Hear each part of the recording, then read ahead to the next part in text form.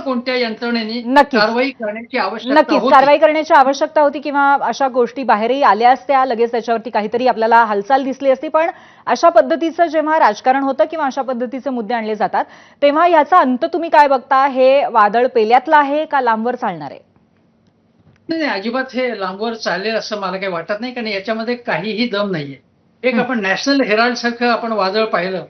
त्या वादळामध्ये सुद्धा काहीही आढळलं नाही. कोर्टात केस झाली. अजून त्याचा काही निकाल लागायचा नाही. त्याचा काहीही झालं नाही त्याच्यामधनं. राहुल गांधी, सोनिया गांधींना ईडीने बोलवलं. त्याच्यापुढे काय झालं? काहीच झालं नाही. त्यामुळे हे केवळ त्यांनी डिफेन्सिव्हवरती जावं, बचावात्मक पवित्र्यात जावं, यापुढे टीका करू नये, दबाव तंत्राचा हा भाग आहे. मुद्दा असा आहे की देशाची अर्थव्यवस्था खरोखरी संकटात आहे हं, आणि हं. दुसरीकडे पेट्रोलचा जो साठा किंवा ऊर्जा साठा करण्यामध्ये आपण अपयशी बरोबर. ठरलेलो आहोत.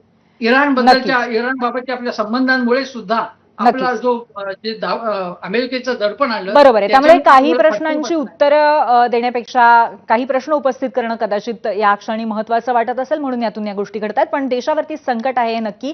धन्यवाद, आपण आमच्याशी संवाद साधला त्याबद्दल.